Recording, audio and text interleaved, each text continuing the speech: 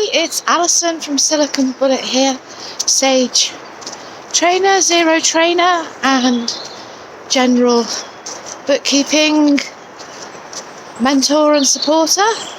As usual, out walking my dog Daisy in the beautiful Salsey Forest in Northamptonshire. So today I want to talk a little bit about if you're a bookkeeper, managing how directors pay themselves, and if you're a business owner as a director, managing how you pay yourself as well.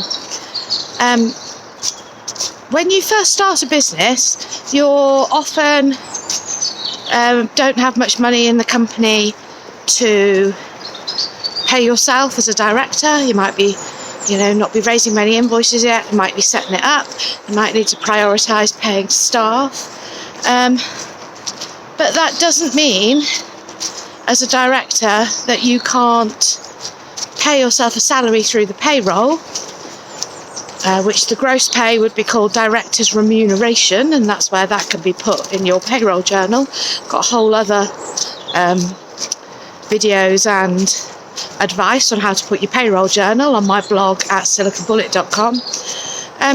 But it might be that you don't actually have the cash to be able to pay yourself yet.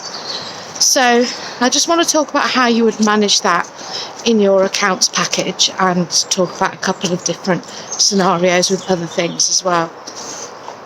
So many accounts packages might have a director's loan account in the balance sheet, and this could be where you manage money you put into the company to take back later, especially when you're starting up.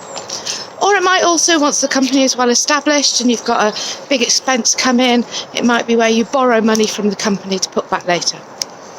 And the rough rule of thumb is, if you borrow money from the company, you pay it back within 9 months, then there aren't any real tax implications. Sorry, I'm just going around some fallen trees, so this will look a bit dodgy for a minute. And then I've got to look. I think I need to be a jump jockey today at Cheltenham to get over these. So you can process your wages, but if you can't afford to pay yourself yet, then you can put those wages in the director's loan account. So they're all in one nice neat place where you're managing the money that you're lending the company or are owed by the company, ready to pay yourself later. So as long as you're putting the payroll in correctly, what would normally happen in a payroll journal is that the net pay that's due out to the employees and to you would either go to a wages payable account or a net pay account. It's called various different things in different accounts. But if you're a director and you're not paying yourself straight away, what I would do then is, on the date that the wages are due to be paid, I would put a journal in, and I would move that money from the net pay account and put it into the director's loan account or the director's current account. So net pay, when it goes in to show that it's owed to you, would be a creditor in the balance sheet. So I would debit net pay and credit the director's loan account. Then when a bit more money comes in the bank and you can afford to pay yourself, and you pay yourself wages and you see that coming through the bank feed, or you're putting it in as a bank payment out the bank in another package that doesn't have a bank feed, then you can code that directly to this director's loan account or director's current account. That way then you're kind of reserving the money in the account, and you're putting the cost of the payroll in that you're owed, and you're telling the tax man that you've paid yourself for your to take account so that you get your national insurance credits and all of that kind of thing, taking advantage of your PAYE, but then you're waiting and taking the money later. In Zero, I usually put this director's loan account or director's current account, you can call it either.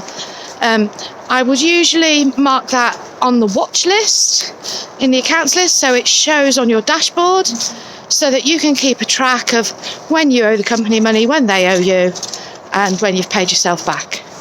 Because if you're in the early days of a company and you have put a lot into the company to start off with, and that's sitting in the account too, you obviously don't need to when you're taking money out of the business, account for dividends, etc., until you've paid yourself back all the money the company owes you.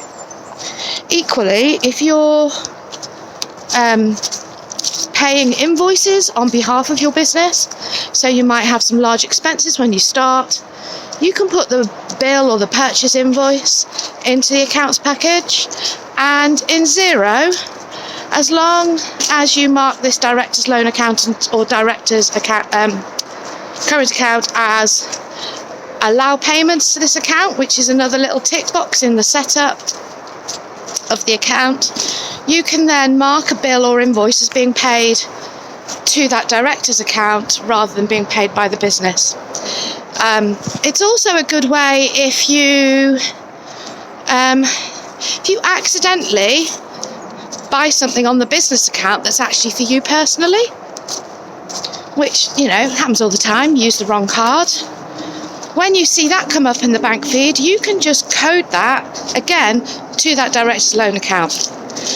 Any transactions that you're coding to the director's loan account from the bank feed would always be no VAT, because it's just you paying for something on the business behalf or the business paying on your behalf, and it's just like money changing hands. It's just like you've borrowed some money. So, if this is confusing and you're not sure what's going on, and before I slip over on this nice muddy bit here, I'm going to finish my video.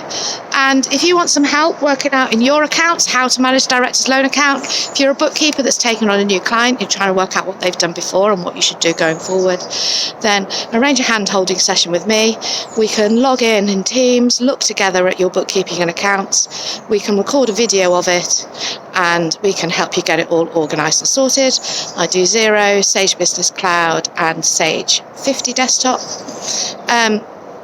And we can just help you get organised and get sorted in a no-nonsense way so that you don't have to worry about it anymore. So that's Alison from Silicon Bullet. Find me at siliconbullet.com. Subscribe to this channel for more useful bookkeeping videos. Find me on LinkedIn, Alison Mead Silicon Bullet, and I look forward to hearing from you.